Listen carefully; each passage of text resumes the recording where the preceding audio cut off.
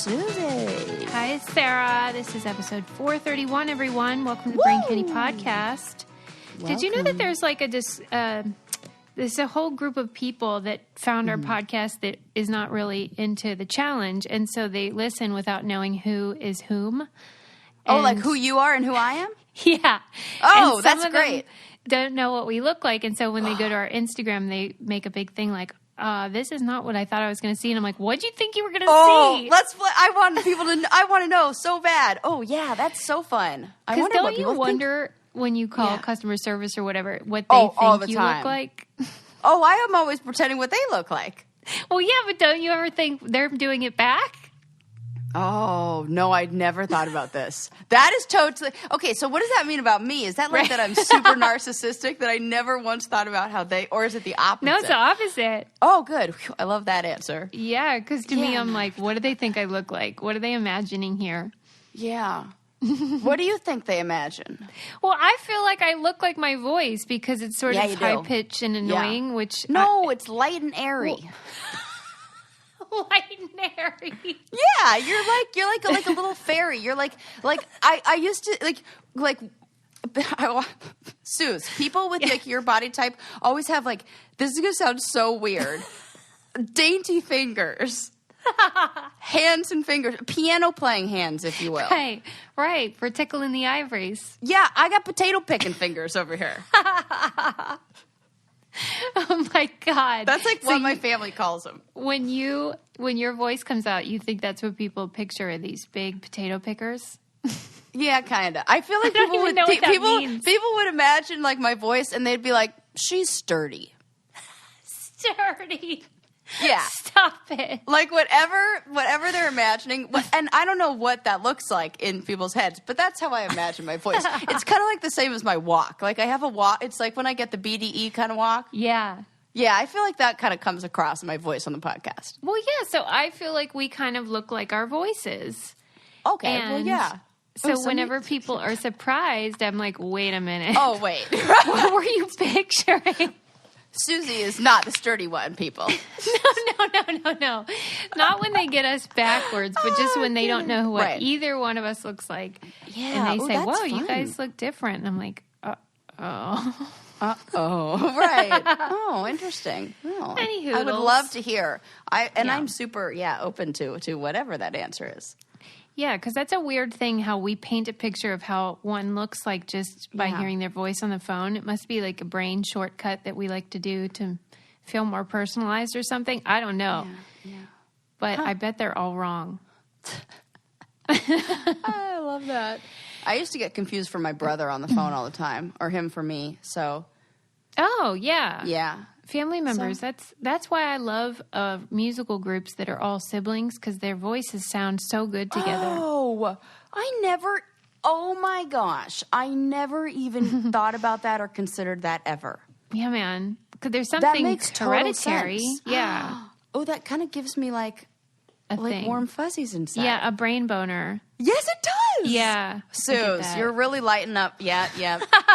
You're getting all the good juices flowing in my brain today. You know, the Jackson 5, the Everly Brothers, Beach Boys. We're just going to go ahead and give the Osmonds, the Donnie and Marie. Hey, they do have good voices. I'll give them that. That's about there. it. The One Take Osmonds. The Hansons? Jonas Brothers? they sound great together. Beautiful Hansons harmonies. Sound great together. The Hansons? No, it's just Hanson. Hanson. Yeah. But anyway, so people often mistake siblings' voices, which is fun. Yeah. Also, I got a message from somebody. I should look up her name, give her a shout out. She was like, hey, I love your show, and I decided I wanted to listen to it from the beginning, so she started back at episode 1. I saw this. Oh, wait a minute. On Twitter. Was it? Oh, no, that was just a nice one. This one was private. Getting all excited. This was private, and she said, I want you to know that the episode 4, which was about fitness and fat and stuff, and I had said all those fatphobic things. Uh-huh. And so she was saying, like, it's cringy, and she's like, I'm not a bigger person, but I still am offended, and I just want to know like what your thoughts are now. And I was like, oh yeah, I was the worst. And like, stick around. We processed the whole thing. I've, since on other episodes, we've talked about things we've said that we regret and that we've grown from. And so I just wanted to tell you guys, number one, I deleted the episode because I was like, should I just edit it so that it's not disgusting and fatphobic, or should I just delete it? So I deleted it, but then I wanted to make sure people knew why, which is that I was saying all these fatphobic things, which I've since addressed and said, this is totally because of my own body issues that I've had my whole life, and like paranoia about size and value of my own worth and all that. But then I was projecting it onto everyone else and saying terrible things. They weren't even that bad, but it was just sort of like out of character for what we believe in and stuff like that. Yes. I would also like to officially apologize. What did you say? I don't know. I don't remember. But either. could I have said anything? I Maybe. don't remember what Who you knows? said, but I just remember But if I was need to, saying like... we have grown, yes. Yeah, like just, I don't even want to repeat it, but anyway, I don't feel like that now. I've learned so much, and that was all just my issues. So be big, be small, I don't care. Yeah, man. I love that. Yeah. I just wanted to update you. Okay. Let's see. What are we going to talk about today? In fact, speaking of which, I've like gained a little bit of weight since I've been in quarantine, and I More like to it love. better. Do you?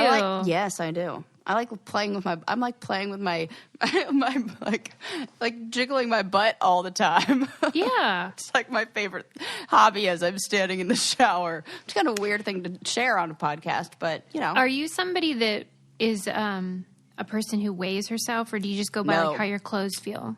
I go by how my clothes feel, how I feel, really. Okay. I see. Yeah. And you're like, I'm enjoying more to love. Yeah. I feel good. That's great. Yeah. Wouldn't it be nice if we could all just feel like that all the time? Yeah. Just whatever you are is great. Yeah. Yeah. We should. Well, you know what? I've just been looking at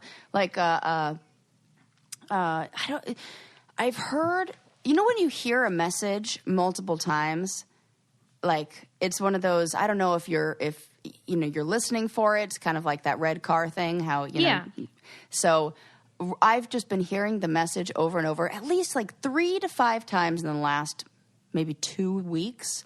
People talking about seeing pictures of themselves, 5 years, 10 years, 20 years from in the past, and going, wow, I look so good then. Like, I can't believe that I ever was critical of myself then. Yeah. And when you think about past you, and then I thought about myself in those ways, and I'm like, yes, that is so true. And so I'm like, yeah, why worry? And what that's doing we're worrying too much about that. I get it though, because, you know, with everything that's going on with Black Lives Matter and all the reading we're all doing about systemic racism, I see other things too that are systemic. And of course, we all know all the ways that every day we're told, if you just buy this thing, you'll look better, or you need this to be more valuable. And so, of course, we don't feel like we look good enough when every message is designed to make us feel that way. Right. Yeah. So, I mean, have grace on yourself. Yeah, but hopefully through learning about other things, and through all this movement, and through, I don't know, just kind of reevaluating what's important, like, I don't know, people can let go of a little more of those. I hope superficial things, because I think it strips everything down, and it's like, you know, it's like a daily battle, though. Oh, for sure. This is how I feel like this week. Like, don't catch me like the week before my period, because then I'm like, I'm a monster. Right. That's all of us. And we are. I mean, we are monsters. Sometimes you're a monster. It's fine. Do the best I can. You know, cute one. In fact, I was reading an article about racism and the, I think it was called The Roots of Racism in the Fight Against Obesity, or something like that. And it was just talking about how Black folks have always been, in America, have been stereotypically seen as, well, they're painted as animalistic, right? This is what the problem is in the law and, in our television and media, things like that. It's like they are weak to their animal appetites of eating, drinking, and banging, right? And I mean, we see that in To Kill a Mockingbird. This is the stereotype of, and with Emmett Till, they believe that they can't be controlled. They have to die, right? But so when you apply that to obesity, they're shamed in racism. Then for black women, there's also sexism.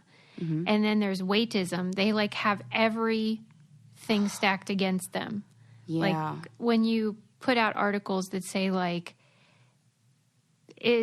what is beautiful? And then you put a white, blonde, blue-eyed woman. Oh. Those kind of things. Yeah. So then if your body type isn't the Anglo-Saxon or Eurocentric version, you're seen as less than. Stuff like that. Oh, it was really illuminating to see all the ways that even with regard to, and we know that in medicine, when women or people of color go to their doctor and say such and such, then it's minimized or, maybe if you lost a few pounds, that kind of thing. Mm-hmm. I mean, it's everywhere. Put on them and put their, made to take the blame for it. Right. And then there's, of course, food deserts in low-income spaces, stuff like that. It's just like we've rigged the system. Yes. That was in Scientific American, if you want to read it more thoroughly. That was just a quick summary. But, okay. What do I want to talk about?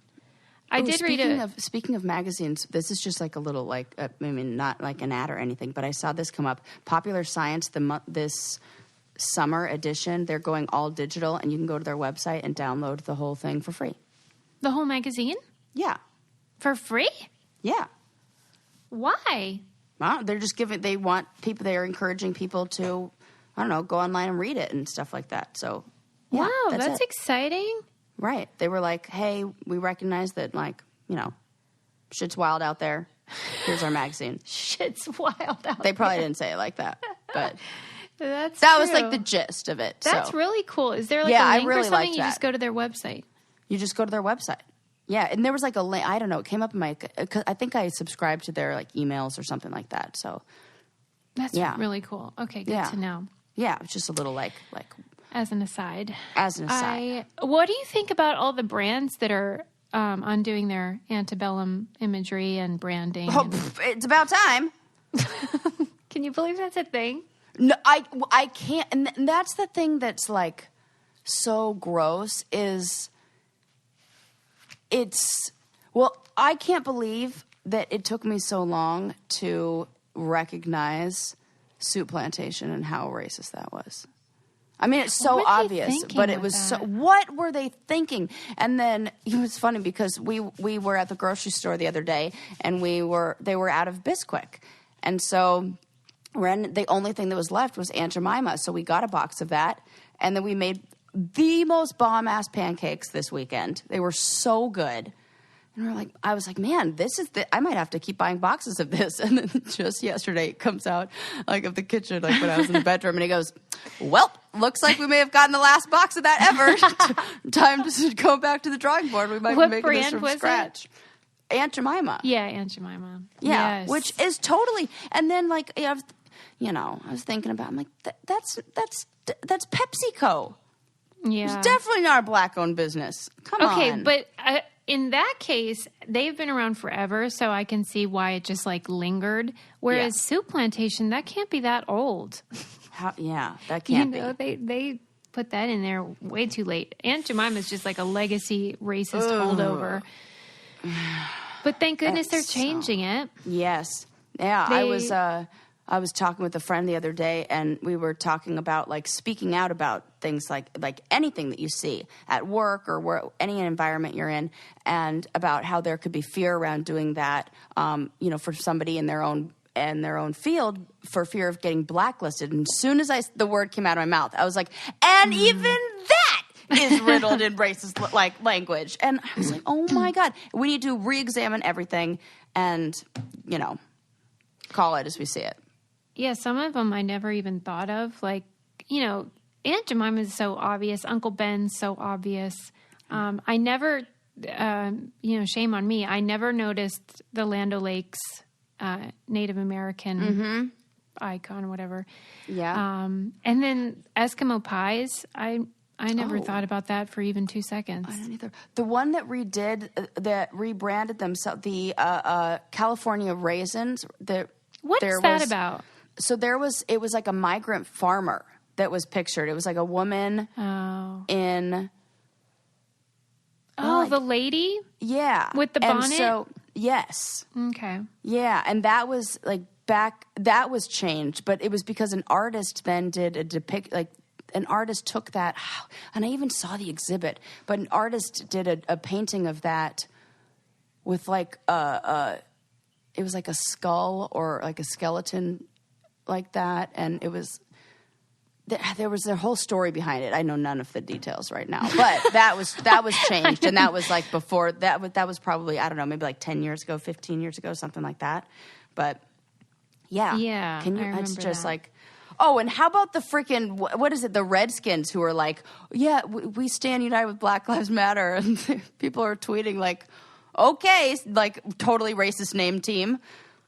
Right. Well, I think you're familiar with my legacy as my high school mascot. Yeah, what was it? An Indian. Oh my gosh. Have you seen me? No. To the people who wonder what I look like, I do not look at all like a Native American. Oh gosh. Not at all. So I guess it was a couple of years ago now. I went to do like a throwback pic of me in my mascot uniform. And I put it up, and then I was like, wait, I think in the caption I was like, this is so weird to see now, blah, blah, blah. And someone wrote, so why did you put it up?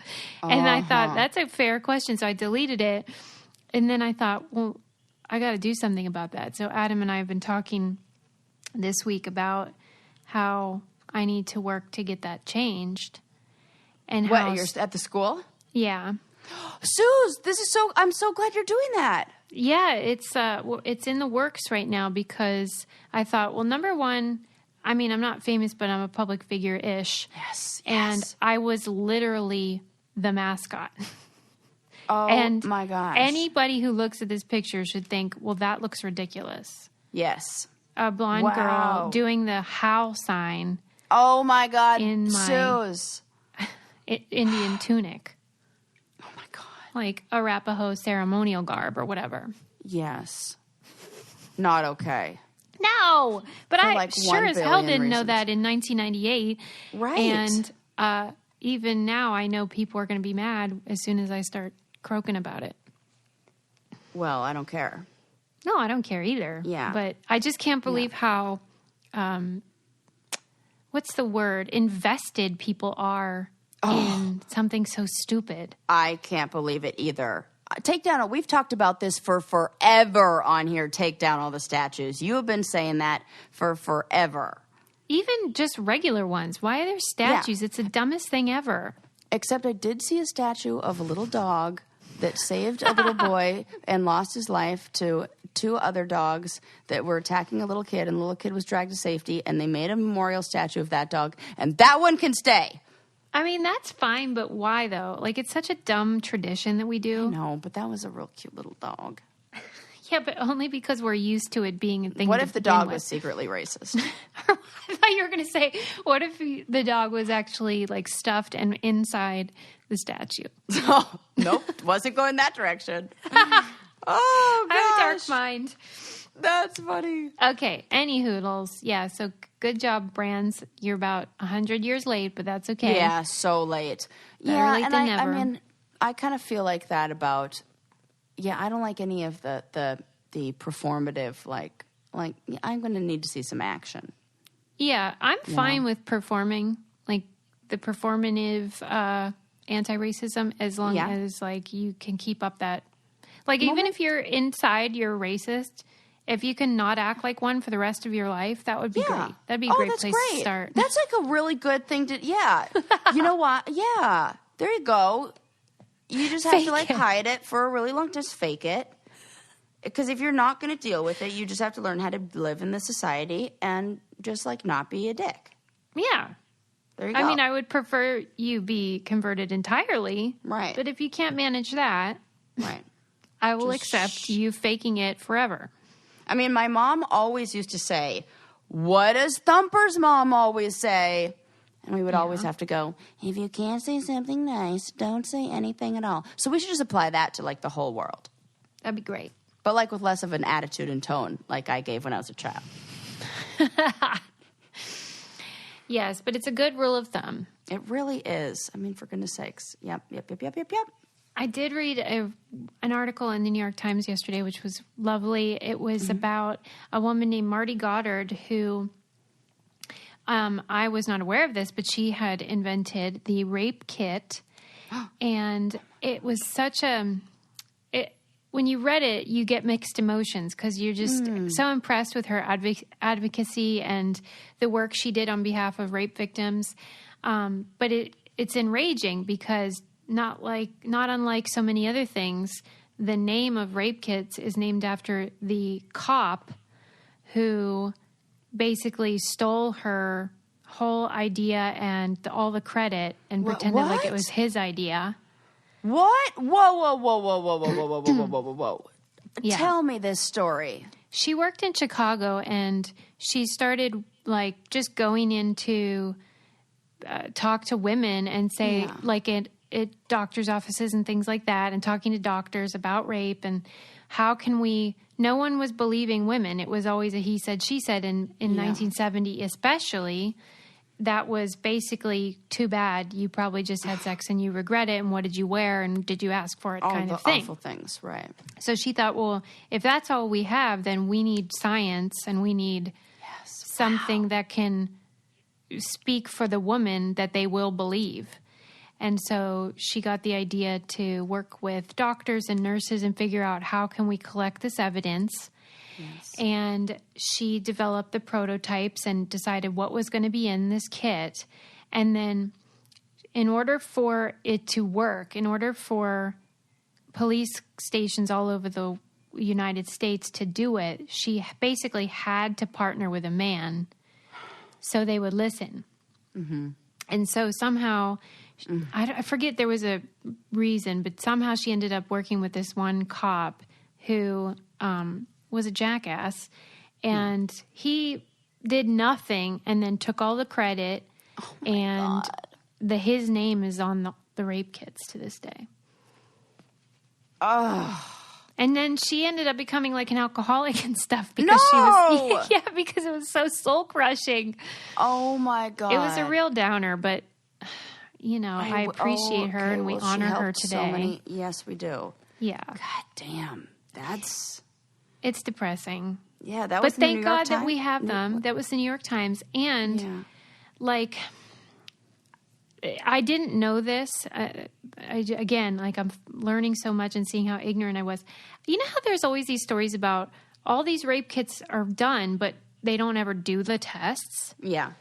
Well, I never knew that it costs between $1,000 and $1,500 to conduct the full test of all the rape kit things. Oh, it's the most costly crime to the department justice, or whatever. to the justice system. It's like, yeah. And so, you know how like we've seen now how police budgets are insane. They have like money to burn. Yeah. But whenever it comes to the rape kits, they say they can't afford to do the tests. Yeah. And so sometimes women have to just crowdfund or sell baked goods and whatever to get their own rape kit tested. Oh my God, that's so awful. Yes, it's infuriating. And so the system needs to be fixed still, but maybe we could start honoring Marty Goddard for her badassery. Oh my gosh. And at least she was doing the dirty work and getting things done. Thanks, Marty. Thanks, Marty. Sad. It really is. I'm glad you share that. Yeah, because once you know, then you can start making changes or learn more and hold people accountable, namely law enforcement. Yeah. I'm looking up, because I have that number because I talk about it in my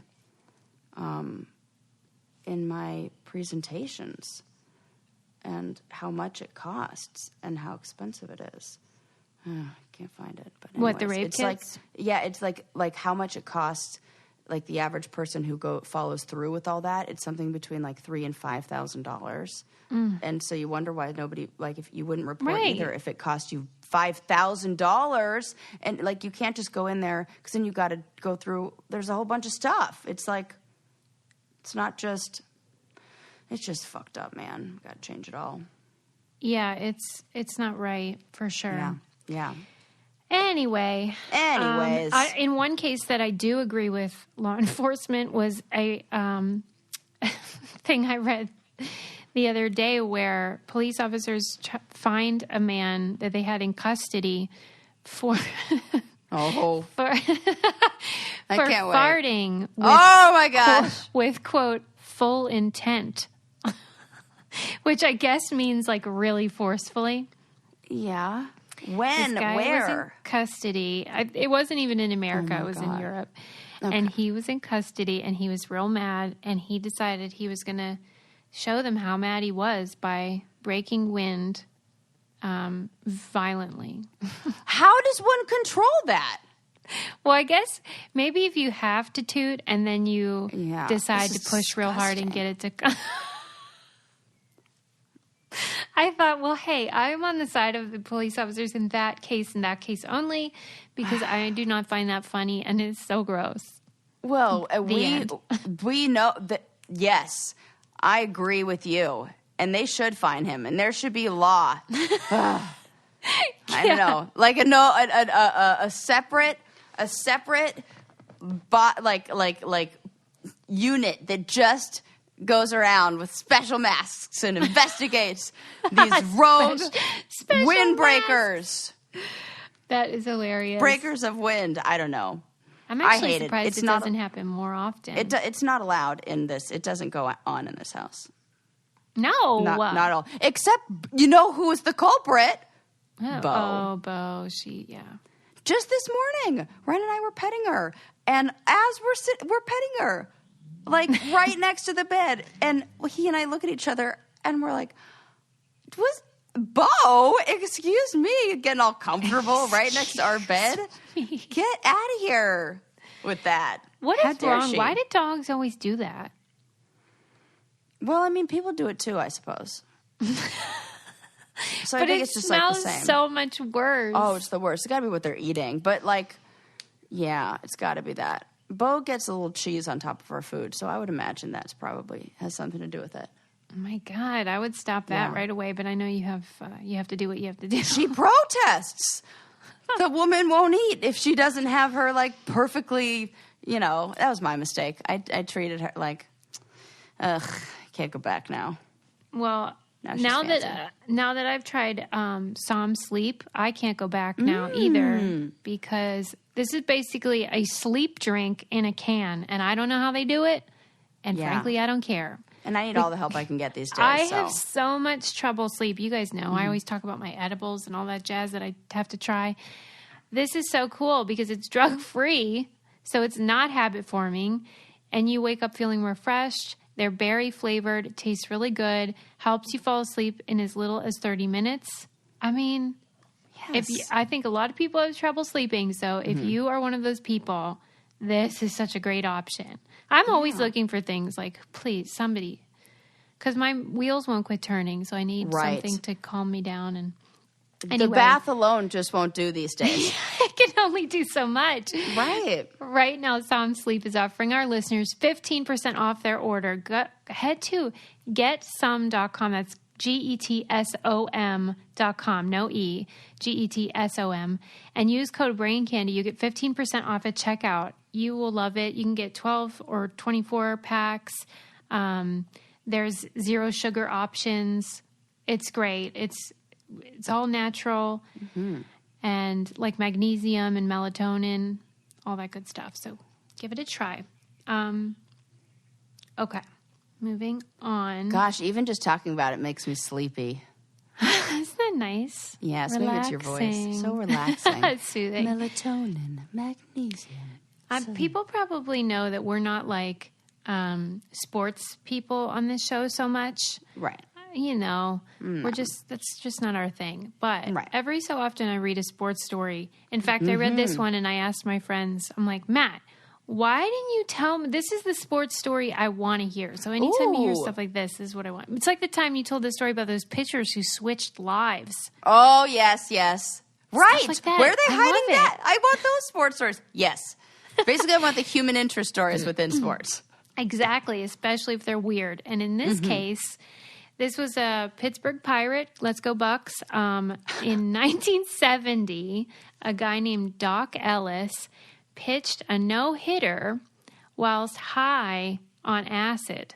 I've heard about this. I mean, why don't you tell me these No, things? but like I've only heard of it as like a urban legend. Yeah, tell me everything. Okay, so this guy, Doc, he pitched a game, and then they had a day off, and then they were going to do another game. So on his day off, he drove down to, I think, San Diego, and hung out with his girlfriend and hung out with his friend, and they were like doing all kinds of drugs and having a grand old time.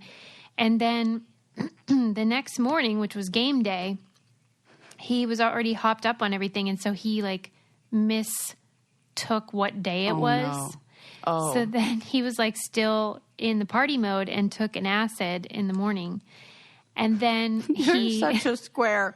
I was going to make a joke and be like, Susie, have you ever done LSD? To which you would like crack up. But then you already gave that away when you said, acid. What is it? I thought it was like on a little postage stamp type thing. Yeah, I've never done it. So I have the same questions about things. But I think it does come on a dropper. But it comes on like out of a dropper or like on a little sheet of paper or like. Yeah, and you don't call it like acid. Yeah, you just do acid. You don't do acid. There's no article. Okay. Well, he did acid. Susie said acid. I didn't know. Oh my God. He did one of those acids. And then somebody was like, hey, do you know you have a game later today? Like, how's that going to work? And he was like, oh, shit. And he jumped on a plane, came back to wherever, and got to the park 1 hour before the game, still super high. And then back in those days, this was before they tested for amphetamines, and everyone was just doing meth before every game. Oh, my God. So they called them greenies, and you would go into the locker room. Oh, my God. And he took a bunch of greenies. So now he's on acid, but now he's also on meth. Jesus Christ almighty. There's probably a name for that, those drug combos, like hippie flipping or whatever they're called. Right. So he did the game, and he said that sometimes the ball would seem really big and really slow, and other times the ball would seem super small and come real fast. And he thought that President Nixon... He pitched a no-hitter. He pitched a no-hitter. I forgot about that part. Damn! Right, Drugs make you really good at baseball. I suspect that the greenies had a lot to do with that, though, because if I were doing meth, I would probably be real focused, too. Yeah, but like I feel like maybe the LSD, from what I've heard of people who have described LSD to me, is that you can see, like, everything radiates and everything has, like, movement and... So I wonder if he could, like, it's almost like synesthesia, I would imagine. So I wonder if he could, like, sense, like, he could see where he was going to, like, I don't know. I guess he's throwing the ball, not hitting it. Maybe, but you would think, because I guarantee you nobody considers LSD a performance-enhancing drug. No, definitely not. Definitely not. I'm really just trying to make the argument for why this could have happened. It's great. Yeah. He said he thought President Nixon was the umpire, and that at one point he believed that he was pitching to Jimi Hendrix, and instead of a bat, Jimmy was using his guitar. Well, that's cool. Isn't that the best? The best. Now, people feel like he's lying. I don't, what's it called? Endorse the use of any sort of those kind of drugs. I do. That's hilarious. Oh, my God. I'm terrified of all that. Well, a lot of people think he was not telling the truth. He came out with this story in like 1986. And previously he had said he was hungover during the game. And he was known for being a guy who liked to be a bullshitter and like to tell tall tales and exaggerate. But frankly, I have no reason to believe he's lying. Right, because also the no-hitter part is the part that makes me like, oh, yeah, why wouldn't he? Why, yeah. Yeah, because he wasn't using it as an excuse on his poor performance or anything. Right. It wasn't like a get out of jail free. And maybe he didn't say it earlier because he didn't want to get in trouble. He said that. That's what he said. Yeah. Yeah. That makes sense. Yeah. Yeah, he probably did that. It makes much more sense that a baseball player at that time did that than didn't do that. Yeah, right. For real. I guess it sounds too fun to be true or something, so people... And have they been to San Diego and OB down there? What's that? OB, Ocean Beach in San Diego. It's totally like Venice Beach, like hippie. Like, maybe that's where he got it. Yeah, I guarantee you that's where he was chilling in San Diego with all the hippies. It's cool. I love Doc Ellis, and I just love that story. So 3 cheers for that guy. That's... crazy. Would you ever do LSD? Yeah, I want to do the microdosing that you suggested. Oh my gosh. Isn't that LSD? I think I said mushrooms. Oh yeah, okay. Yeah. Well, whatever. Any kind of hallucinogenic that LSD, you can take. I'm so scared of that. I don't know why. It like freaks me out. LSD does, but even though there's nothing like it would be, people do it. I don't know. I've seen all. I'm just scared of that. I think it's because it's like in a lab that it freaks me out. Oh, I don't even know that. Yeah, that like I think that one's not like that one. It's not grown in nature, right? And I'm all about that. I'm like, if it comes out of the ground, you're it's like probably, mushrooms, marijuana, yeah, even cocaine, right? But even mushrooms, no, I still wouldn't do that. And even mushrooms, I've only done once, and I'm like, oh, I can't. It freaks me out. I think people would be surprised to know that you have that anxiety about it. Right? That I'm like yes, I'm like not a fun person to do drugs. You would never want to do drugs around me.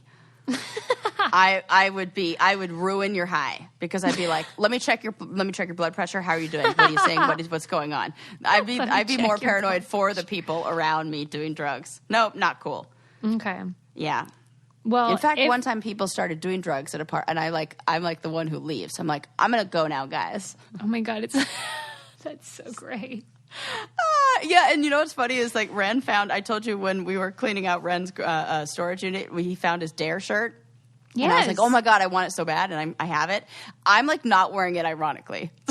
Oh, how does it look on though? Where's the picture? Like, I want to see. Oh, I'll take a picture. It's real cute. Okay. Yeah, does it's it like baggy great? and cute. I'm super excited. It's like baggy and cute. I like tie a little knot in it. I'm like, not a lot of places to go right now, Sue. So I'm gonna get one on eBay. I need one. Yeah, you totally should. They're real cute. I love it. We could wear them together. I love how you're not wearing it ironically. Yes. You really do want people to say no to drugs. Yes, I do. That's hilarious. So okay. Let me see. What else do I want to talk to you about? How about I read a cool, obsessed with crows. I read a great article about... I love that you say it like, I'm obsessed with crows. I have a problem. They are so smart. I just love crows, okay? And ravens and crows hold grudges for weeks. This makes sense. And look, of course you like them. This is only adding to the reasons of why you like them. Exactly. I feel like, good. I get you. Maybe it's like your spirit animal.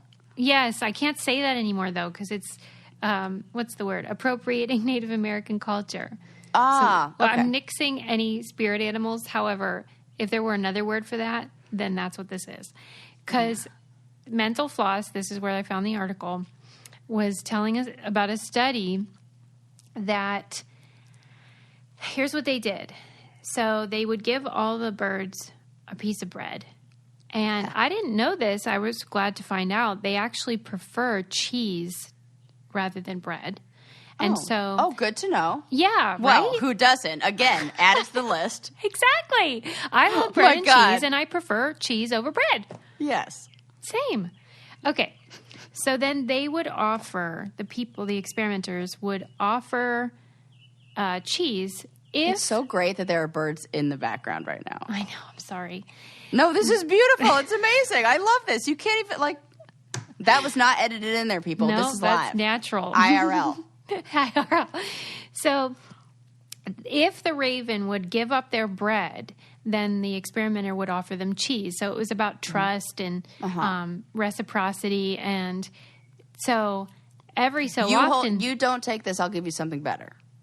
Yeah, like if you give me your bread, you'll get rewarded for it. You'll get this really nice piece of cheese. Yeah. And then some of the experimenters afterwards would give them bread, and then the crows would give it back, and then they wouldn't give them the cheese, right? So then the birds are pissed. So then they give them, all the experimenters line up, and the crows and ravens got to pick who they wanted to trade with. And so they would all choose the people who are fair and just and who they know will... Even animals get it. Yes, and they could remember for weeks who the people were that were stingy with the cheese. Wow! Which I love. And the weird thing, well, if they could remember for weeks, I think they could remember maybe forever. I think this is just however long the experiment went. Maybe, yeah. I bet it's one of those, because I don't see any reason why they would stop remembering. Yeah, they're like a steel trap. Yep. Don't fuck with us, we'll remember. Right. So the weird thing was, or maybe not weird if you would have predicted this, but they were terrible, though, at knowing who had screwed over their friends. So they weren't keeping track of, like, if you were not fair with other crows, they were only remembering if you screwed them over, which is also a human thing that we do, where it's like, yeah, you can screw that guy over as long as you're fine to me. Oh, my gosh, yeah. Or maybe none of the crows, maybe, like, the crows are just, like, really, like, they don't want to cause problems, and they don't like complaining about their own problems. Yeah, so the social hierarchy. Yeah, they, like, don't complain. They're, like, not big complainers. So they didn't complain about getting... And so the other crows had no awareness. Like, so did the other crows... They were observing, though. They were observing it. Okay, so it wasn't just, like, them sitting around chit-chatting about who's being I love stingy. How you're making them like people. It's so great. Well, I feel like that's what we're doing here. So there you go. Hopefully. And I'm kind of getting annoyed with my crows because it really is starting to feel like a one-sided relationship over here. Oh, I'm so sorry. Like they go out and they have call you tried for cheese? I know. Well, after I told Lincoln this story, he was like, well, then we should give them Cheez-Its. So we've been doing that. Oh, that's then good. Then it's cheese and bread. That's a good, smart kid. Right. I was like, that's a great idea. Because now that you're not coming over, who's eating the Cheez-Its? Like, usually we do that during our lives. Oh, my gosh. Yeah, you got to get rid of them. You're going to get stale. They're going to get stale before the next time. Nobody likes to steal Cheez-It. Right. Well, maybe crows do. Who knows? Anyway, so if you're feeding crows, I love that. Just remember, they're keeping track. Don't be stingy, and maybe throw in a little cheese every now and then. Yeah. And then, I'm trying to think of how else we can win them over. Yeah, keep thinking, because I'm running out of ideas. I will. Like, what if the next door neighbors are, like, giving them unlimited birdseed? And they're like, what the heck? Oh, my God. People over there holding out. Like, you don't know what the... I feel like ours is higher quality. I don't know. Probably. Homemade, that would be... Okay, here's a debate for today. Ooh. That I thought would be fun with you, because I think you would have stronger feelings than most people about this. I usually do about most things in general. Yep. That's so true. Or I'm at least loud and want to share my opinion. Okay. Well, I read that Alicia Silverstone. Oh, yes. Takes baths with her 9-year-old son. Nope.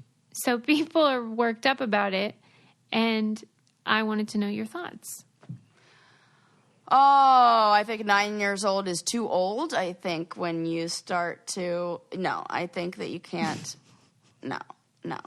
Because what do you... It sounds to me like Alicia Silverstone has kind of been in the camp of, like, keep a baby as long as you possibly can. She was like the let's breastfeed until we're, really old thing. And I do believe there is too much of a good thing. Like, I understand that we're getting like comfortable nice way to put it. With our bodies and all this stuff. But when they start, because what you don't want to, there needs to be a separation between like it. Okay, how about this? it's a lot of it has to do. I'm sure there's like a whole bunch of arguments that somebody can be made about like different cultures and just how we see nudity in America versus somewhere else. Because because she is raising a child in this society. Mm-hmm. I feel like it's important to, kind of like fit. You have to, in a social way, norms. Yeah, there are social norms, and especially like the sexualization of a child. Because kids are becoming sexualized at a much younger age, like exposed to things with porn and stuff that they can find online or just media, things like that. That I think it's important to not have the child because when do you stop? Well, that's then the it's question. 10-year-old, 11-year-old, 12-year-old. So then the child's going to have his first sexual thought with mom in the bathtub with him. Do you see how that's a problem? Like, no. If you need to keep your private, I don't believe in that. Okay. Yeah. But then I think about nudist families, but they're not bathing together. They're still, and also he has a right to privacy. I wonder if this kid's taking his own baths, or is she like having to take a bath with him? And how is he cleaning himself? I have a lot of questions. You really do. I didn't expect that. But they're all good questions. Like, what is going on? And is it just for, because in the headline it said during quarantine. And so I was like, wait, is it special for quarantine or? And then that sounds weird. That's weird too. Like, are you scrubbing him different? What's happening? And at 9 years old, you should be able to bathe yourself. Lincoln is 8, so. Well, and you know how I love baths, but like when he turned like 6 or whatever, I was like, okay, you're too old for a bath. Yeah. Get in the shower. And so he takes a shower, and here's me like still soaking in the old tub.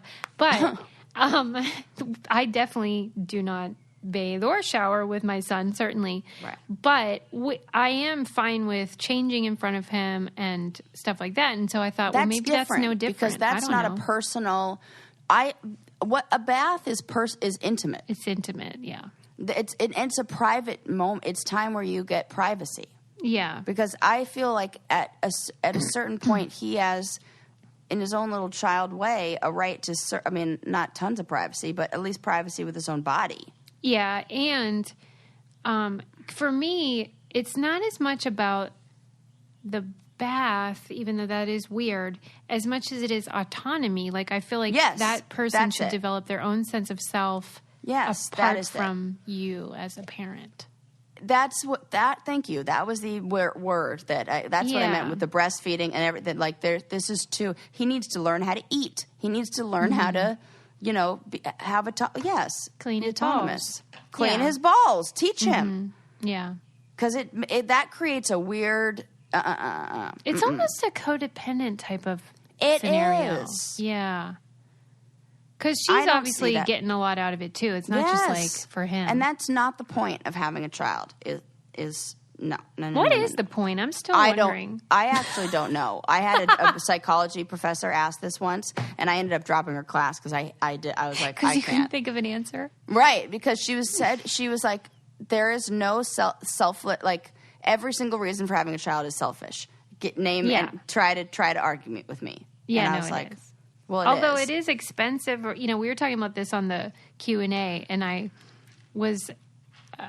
It annoys me when people always talk about, like, because it's always said so flippantly, like, babies are so expensive, you got to save for diapers. And now if we're talking about childcare and college and stuff, that sure is expensive.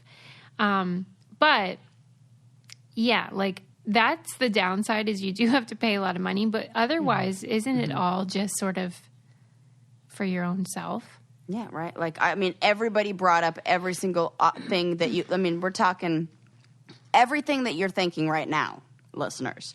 And she was like, no, here's why that. And I was like, fuck. What was her broader point, though? Just don't have kids? I don't know. Because I swear to God, after that class, I was like, she wasn't a good fit for you. No, not at all. Was not one. And she talked, like, and how, like, she talked a lot about time and, like, how time is the one thing that we all are missing and we don't have enough of. And, it's true, but it sounded like she was going through her own shit. Gotcha. But yeah, I mean, I think Alicia Silverstone seems like a really lovely mom and very committed, and I'm sure she gets annoyed with people weighing in about how she's doing what she's doing. But that one was surprising to me, and it just felt like, I wonder what everyone else thinks about that. I think there may be some negative long-term effects to that. Like, I just imagine like the Bates Motel, like you know, yeah, Oedipus complex, like Freudian. Yes, it's not. Okay. It's like no. That 9 years old, 9. Like I don't. The funny thing is, I don't think she would do it if it were a girl. I'd have no evidence, but that's just my sense, is that women have weird relationships sometimes with their sons, where it's like a surrogate for intimacy. I'm trying to think if, like, because my mom did not take a bet. Like, I'm trying to think of, like, Rhea and Sally splashing around together. No, I'm like, I wouldn't. I was like, when would that end? No, I never ever did that ever in my whole life. Yeah, I can imagine. The only time where I remember, but I wasn't in there with her. It was like she was sitting on the toilet seat, like when we were. She was like teaching me how to shave my legs. That was like it. Oh well, that's fine. Yeah, but yeah, that's weird. Yeah, tell us what you guys think. Sarah's not into it. I mean, here's for me. I mean, but I just see that there could be some. Yeah, that's the thing, is the article issues. didn't share her point of view. Like, it would have been helpful to know her philosophy about it. I know like, other things she did. There? Remember when the kid was a baby and she would chew up the food? Yes, and then that's freaking weird. Spit it into its mouth. Yes, that's not how it's supposed to happen. Yeah, she was simulating bird culture. She would love our show. We're not a bird. Oh, she. I don't know. Oh, Lord. Those crows would probably judge her. Yeah, they would hold a grudge about her. Yeah. Weird They'd be like, parenting. I don't want any of your regurgitated food, lady. Give me some cheese. Okay, let me think. If I have anything else before we go. I mean, the regurgitating. I can't with that. I just... Because when does it end? At 9? I mean, what else are we going to... That's weird. And this why? is the stuff she's openly talking about. Right. You know? What's she doing normally? Yikes. Like, privately? Yeah. Like, remember how I told you, like, my mom, my brother, like, threw me a little... impromptu ceremony with a candle and everything when my period started. Yes. Like, that was like my mom level of hippie, and my brother did that. Imagine Alicia Silverstone level of, like, you know, whatever. I'm sure it has upsides. I'm sure that can create a really sensitive, caring, I'm sure, human, but it might be hard for, relationship development and own identity. In the future, like, how is another woman, like, what's a relationship with another, woman or man going to be like? Yeah, it's going to be real interesting to watch that unfold. Yeah. I'll quickly say I did read an article about how clowns, like party clowns, are handling life in the pandemic. I love stuff that. Oh, no, so creepy. When Ren and I walked down, we were down by Venice Beach. There were 2 clowns sitting on a bench that were, like, talking to each other, making balloon animals and stuff. And I was like, this is weird. I get that. Yeah, I know what you're saying. They all seem so good-hearted, though, and they were old. So, like, their heart's in the right place. And I did think it was an interesting concept because there are so many industries where people basically are out of work now because of the new normal, and certainly had never thought of clowns as being one of them. But, like, I can't think that the business was thriving before that.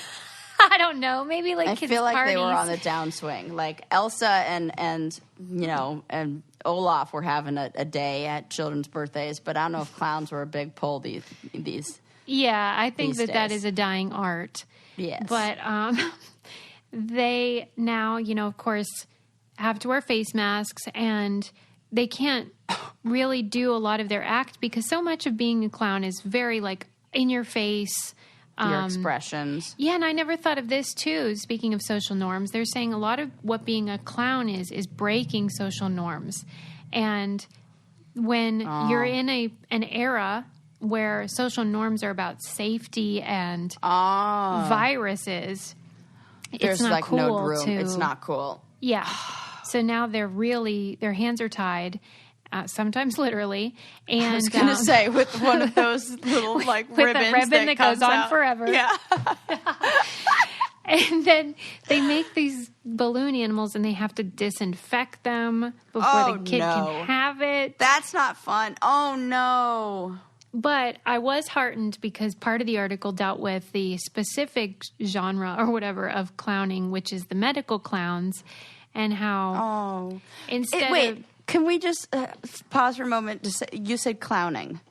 Yes, that's what they call it. I know, that's hilarious, and I never... Clowning around is really a thing.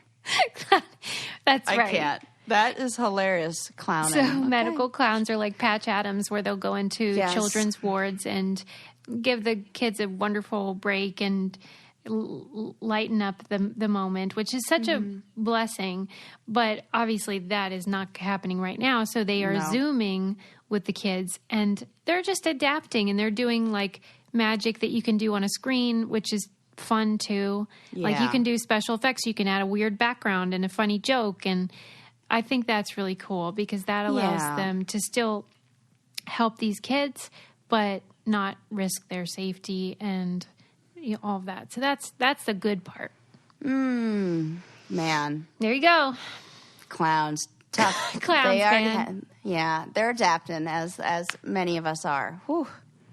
In these uncertain times. That's all I got. Please leave us a review, and more importantly, tell a friend. Tag us in everything. We'll follow you back if you tag us. Follow us. Oh, we love that. Instagram, Twitter, all that jazz. And we'll see you next time. Bye. Bye.